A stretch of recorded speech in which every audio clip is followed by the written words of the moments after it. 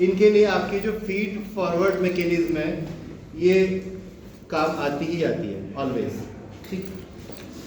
और भगवान ने वैसे भी मेमोरी दी किस लिए? मेमोरी दी किस लिए? इसलिए यूज करने के लिए, अच्छी चीज़ों को याद करें और उनसे सीखें ताकि लाइफ का और सोसाइटी का बेटरमेंट हो। अच्छा, सोसाइटी का बेटरमेंट क्यों जरूरी है? आप में से कितने ऐसे लोग हैं जो अपना अपना भला ज़्यादा चाहते हैं, सोसाइटी कम चाहते हैं?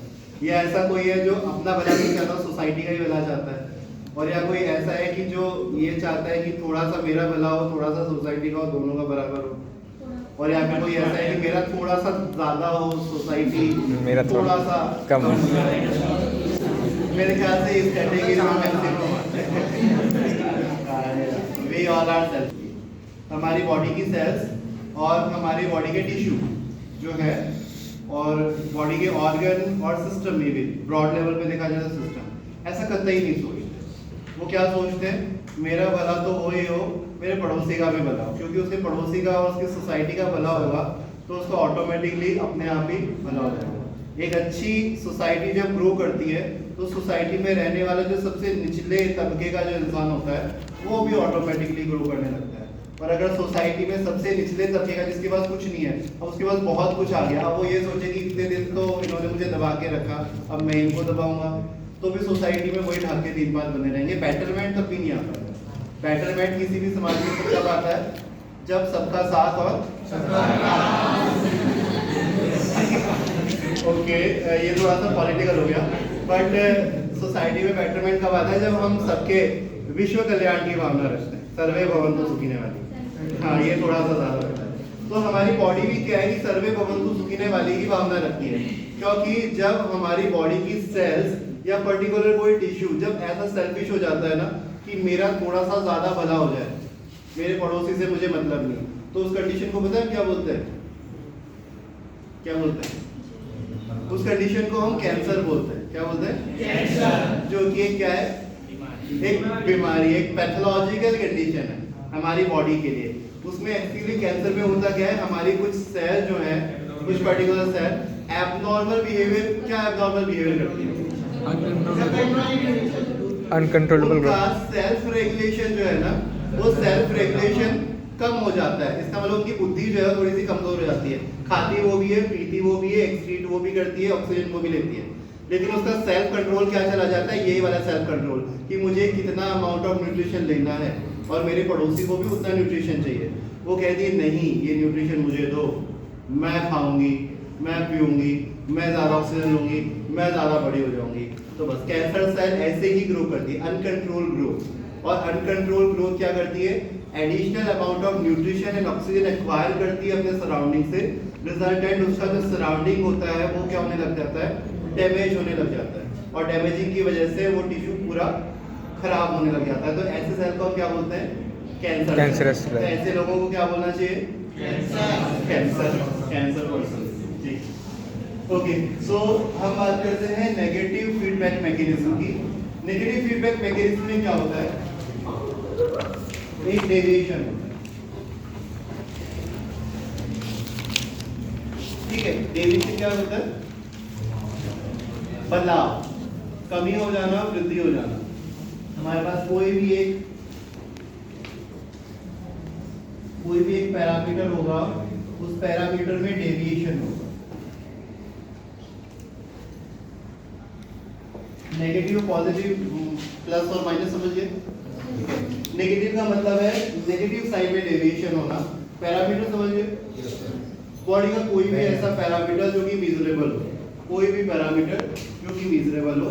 हम यहाँ पे बीटी की बात कर लेते हैं। Example BT. बीटी मेजरेबल चीज है। आपके जो हार्मोन लेवल है वो सब मेजरेबल चीज है। आपका जो इलेक्ट्रोलाइट लेवल है वो मेजरेबल चीज है। ठीक है। आपका वाटर कंटेंट बॉडी का मेजरेबल है। आपके एंजाइम लेवल जो है बॉडी में वो सब भी मेजरेबल है। आपके बॉडी के जो टिश्यूज हैं वो सब भी मेजरेबल है क्या?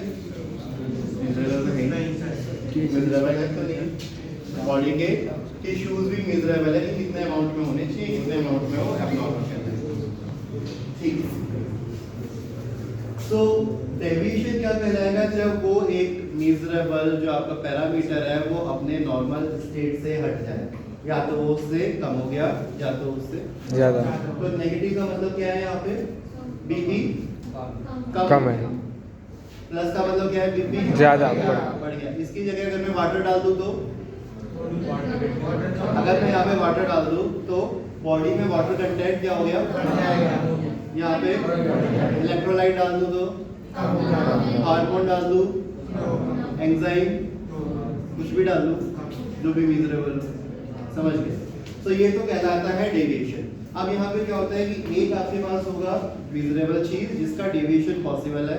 अब इसको सेंस करने के लिए आपके पास में क्या होगा, सेंसर।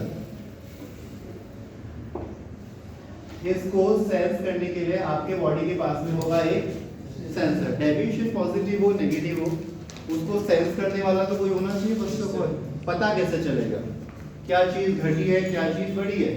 सो सबसे पहले एक आपके पास होता है क्या, सेंसर, ठीक है। अब वो सेंसर का क्या काम होता है, सेंसर का काम होता है सेंस करने का। जैसे आंख हो गए, रेटिना का काम क्या है, देखना। जो आपके फोटोन्स आ रहे हैं उस फोटोन को केमिकल एनर्जी में कन्वर्ट करके एक एक्शन पोटेंशियल बनाना और एक्शन पोटेंशियल को आगे भेजना, वो तो नर्व का, वो भी नर्व का काम है, ठीक है। रेटिना का काम सिर्फ इतना है कि जो जिस अमाउंट में फोटो एनर्जी आपके रेटिना के ऊपर आ रही है उसको एक केमिकल ग्रेडियंट में कन्वर्ट करना और उस केमिकल ग्रेडियंट से एक एक्शन पोटेंशियल बना करके बाहर रिलीज कर देना। This is function of your retina, ठीक है। अब उसका जो प्रोपोर्शन है, किस प्रोपोर्शन में क्या हो रहा है, उसके बेस पे जो सिग्नल्स हैं वो जनरेट होकर और जो आपकी ऑप्टिक नर्व है उसके थ्रू ब्रेन के अंदर चले जाते हैं। तो सेंसर का काम सिर्फ क्या होता है, सेंस करने का काम होता है।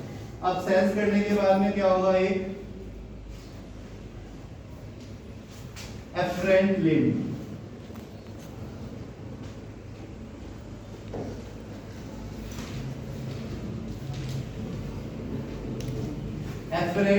एफरेंट लिम्ब का क्या मतलब होता है, एक ऐसा मीडिया जो इस सेंसर से सेंस की हुई इंफॉर्मेशन को कहां पहुंचाए, आगे पहुंचाए। कहां पहुंचाए, आगे पहुंचाए। वो आगे कौन सी जगह है, सेंटर।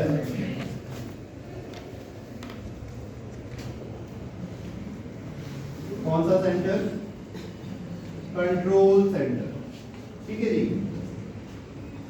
किसी भी पैरामीटर में डेविएशन हुआ है, आफ्टर डेविएशन